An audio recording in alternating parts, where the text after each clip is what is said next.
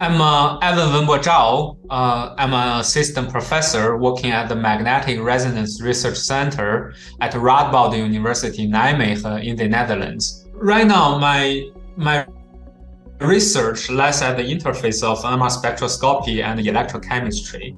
I'm trying to develop new operando NMR method to study various environmentally relevant electrochemical systems. For example, redox flow batteries, ammonia synthesis, and CO2 electrochemical reduction. These reactions are really relevant to help mitigate climate change. I mentioned the term operando, which refers to the type of study that during the reaction or a certain process that is happening. And because of this requirement of operando study, it requires the different NMR or specialized NMR hardwares and techniques to achieve this type of research. Why do I use NMR to study these various electrochemical systems? Because NMR is a very versatile tool. It can study solid and liquid and sometimes gas as well. And it's quantitative and it's non-invasive. And also the penetration depth of radio frequency compared to, let's say, optical, the wavelengths in the optical range is very long. So the penetration depth is deeper.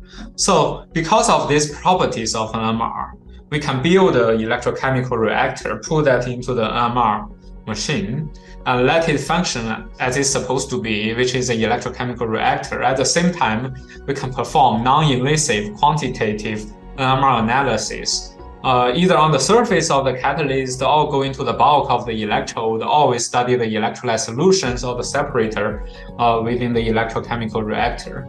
And all these experiments can be done by using NMR technique, which sounds relatively straightforward, but if we compare NMR to other, for example, optical techniques, most of the other characterization techniques excel at looking at one specific aspect. For example, if it looks at the surface, it won't see the bulk.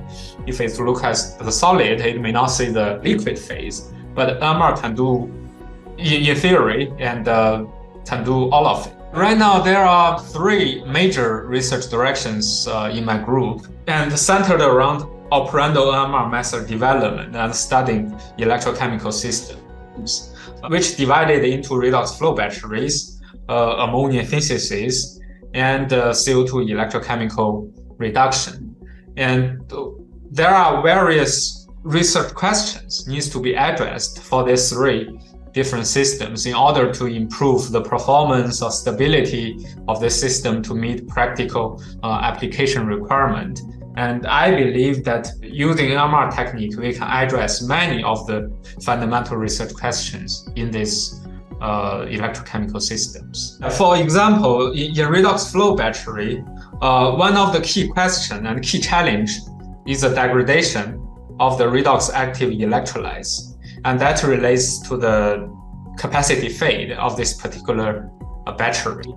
And since I got into the redox flow battery field when I was a postdoc with Professor Clare Grey at the University of Cambridge, we started to use NMR to probe this degradation process of the redox active electrolytes during the operation of the battery.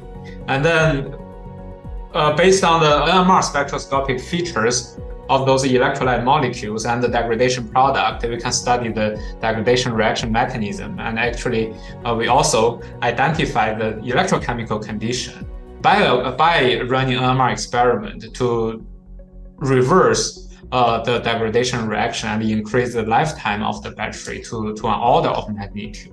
The battery, as I think at this point, perhaps everybody should agree, is one of the key technology to accelerate the energy transition, to move our society and human activities away from the heavy use of fossil fuels to green electricity generated by solar energy or wind energy. Because of the intermittency of all these renewable energies, we need a storage media, basically to store these energies at different time scales as well as energy capacity.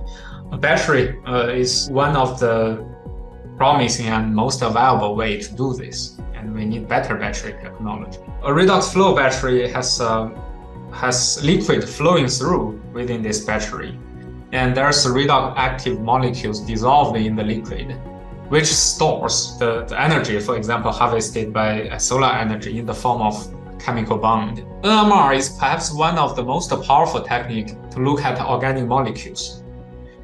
And redox active organic molecules are one of the key components within the redox flow battery.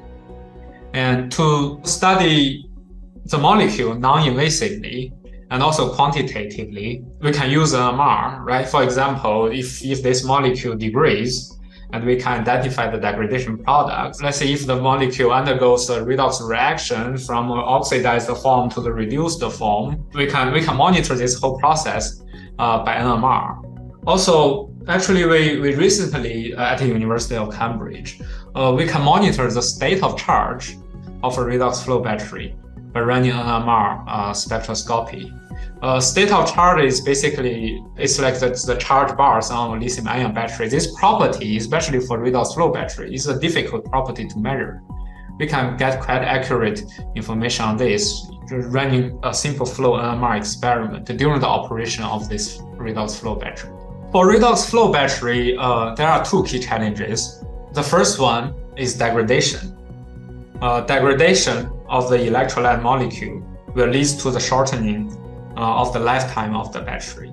The second one is the low energy density. If we put this into context of, for example, compare with a lithium-ion battery, the commercial redox flow battery, for example, the vanadium-based redox flow battery, has roughly 1/10 of the energy density of the lithium-ion battery.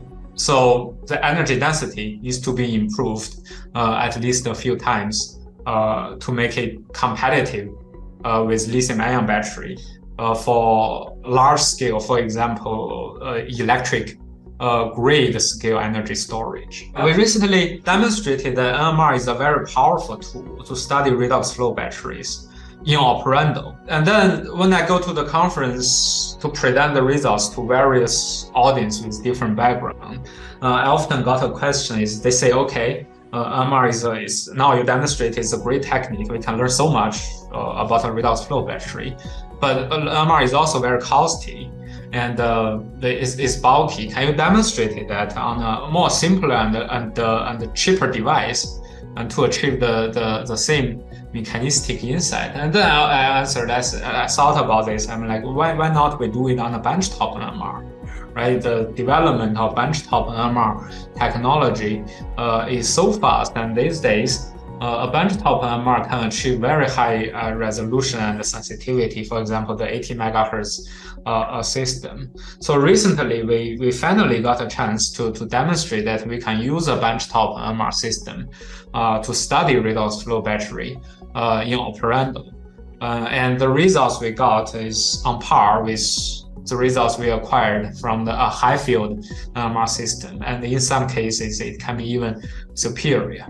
Well, for the societal impact on the redox flow battery side, we started with the NMR method development to study operating redox flow battery, and we understand the degradation process of this anthraquinone-based redox flow battery, and then a bit later we also apply NMR to identify the right cycling condition to increase the battery lifetime to 17 times. If the energy density of this battery can be increased further, there may be a hope that this type of redox flow battery can be commercialized and contribute to mitigating climate change by helping storing renewable energy from solar or wind energy source. For my future research on the redox flow battery side, right, there are two key challenges, and one is the degradation of the electrolytes.